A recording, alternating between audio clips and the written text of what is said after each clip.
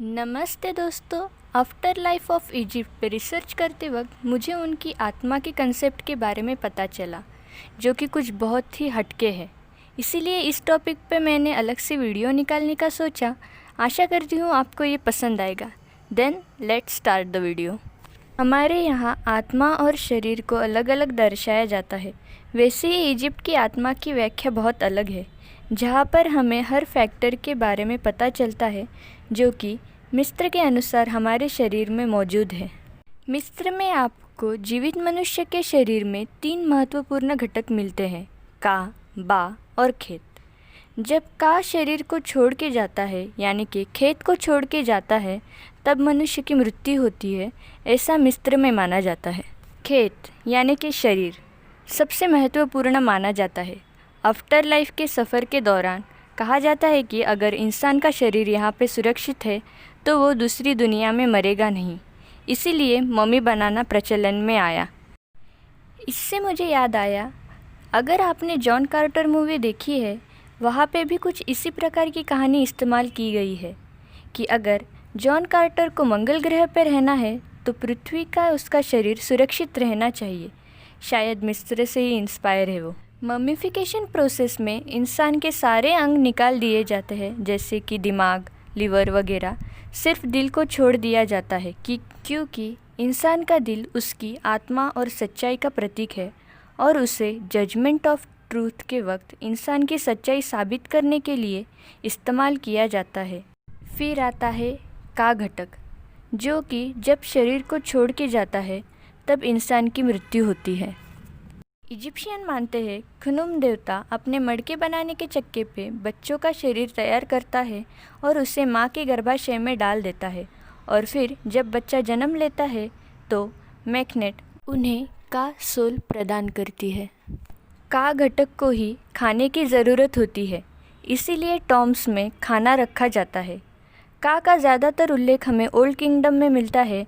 New kingdom आते आते इसका महत्व कम होता है, क्योंकि फॉरेन देशों की बातों का प्रभाव हमें यहाँ इजिप्ट में देखने को मिलता है। बा यह घटक इंसान के शरीर में मृत होने के बाद भी रहता है, जब तक का सोल जजमेंट ऑफ ट्रूथ की एग्ज़ाम पास नहीं कर लेता। इसे हमेशा पंछी के रूप में, जिसका सिर इंसान का है, ऐसे दिखाते हैं। बुक ऑफ डेड में बताया गया है कि अगर कोई देवता अपनी शक्ति दिखाते हुए इंसान के जीवन में हस्तक्षेप करता है तो वो ऐसा अपने बा सोल के इस्तेमाल से कर सकता है। का, बा और खेत ये इंसानी शरीर के मेन फैक्टर्स बताए गए हैं। इसके अलावा इब, दिल को भी अलग, रेन, नाम और शट यानी कि परछाई को भी अलग फैक्टर बताया गया है। शट यानी कि शैडो को भी इंसानी शरीर का या आत्मा का टुकड़ा मानते हैं। इसे एनुबस का सेवक भी कहा जाता है, जो कि पूरी तरह से काले रंग से चित्रित है। आँख ये वो फॉर्म है जो कि जजमेंट ऑफ ट्रूथ में पास होने के बाद का और बा का मिलन होने से बनती है, जो कि फील्ड्स ऑफ रीड में रहती है। इसे आप जीवित चीज़ भी कह सकते हैं। आँख तभी रूप ले सकती है जब रिचुअल ठीक से फॉलो किए गए हो। ये रिचुअल्स ओसाइरस की तरह मृत व्यक्ति को जिंदा करते हैं, ऐसा मिस्र में समझा जाता है। और एक मिस्र में माना जाता है कि अगर कोई इंसान जजमेंट ऑफ ट्रूथ में पास हो जाए और उसे उसकी मौत का बदला लेना हो तो वो साहा फॉर्म में, जो कि स्पिरिचुअल बॉडी यानी कि घोस्ट के फॉर्म में, पाताल से इस दुनिया में आता है। तो आप आज से भूत को साहा नाम भी दे सकते हैं। ये मिस्र की लैंग्वेज है।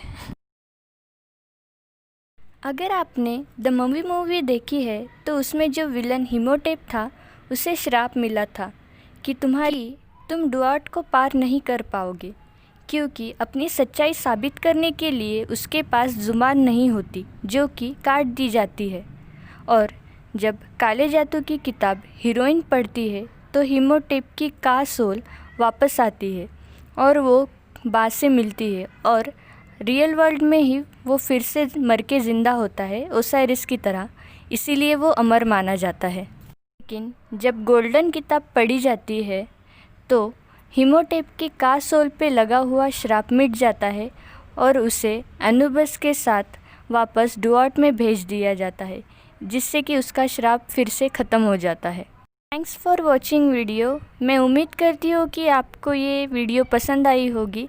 अगर आपको कुछ और जानना है तो प्लीज़ मुझे कमेंट में बता दीजिए and please like and subscribe the video. Thank you.